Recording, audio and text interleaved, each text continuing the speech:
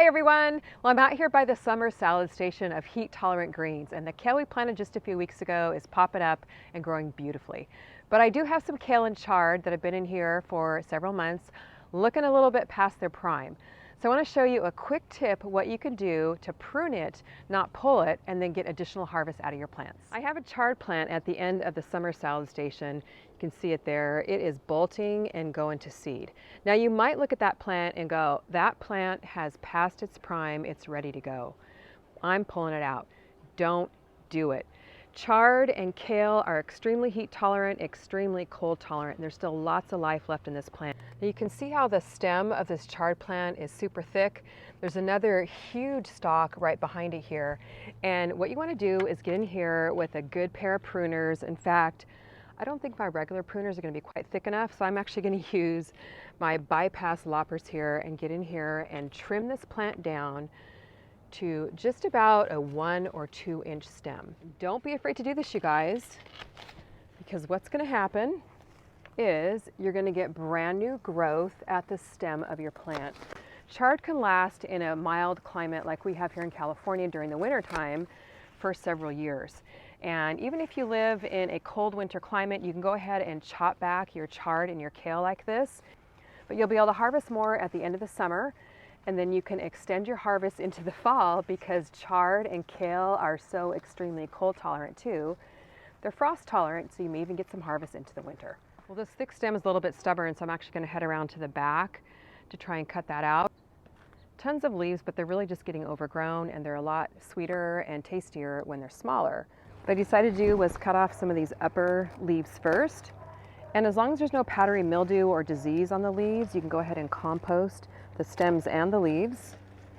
But if you have a lot of disease on them or bugs, you want to just put them into your green can. And believe it or not, I just cut this back, I want to say maybe 2 months ago. So it grows back very, very fast.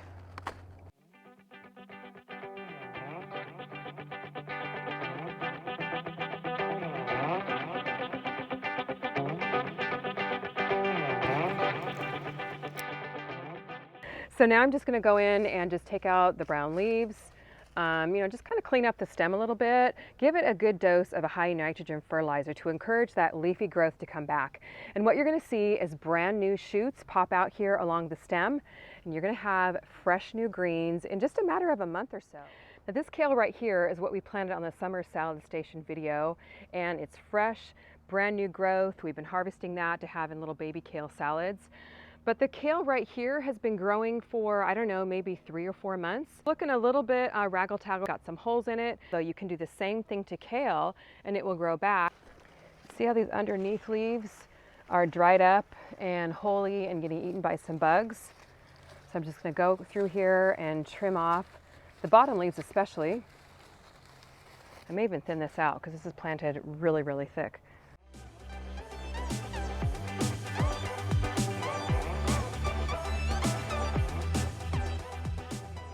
This kale is all looking pretty munched. So I'm actually going to go in here and just snip right at the stem here. There's only about 2 inches of stem left, and we'll see fresh new growth from that. I did a very heavy pruning on these kale plants here.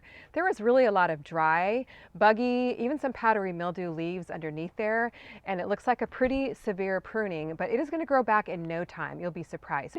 So I'll come back in a couple of weeks, give you guys a little bit of an update. Comment below, let me know if you're going to be pruning instead of pulling your kale and chard. I can't wait to hear about all your new fresh harvests. Oh, and by the time this brand new kale is ready for a pruning, we'll have some fresh new stuff to take its place. That's a good way you can succession plant as well. Head over to CallieKimGardeningHome.com, check out my seed shop, grab yourself a heat tolerant greens seed collection so you can grow some heat tolerant greens here at the end of the summer. Thanks so much for watching. See you on the next video.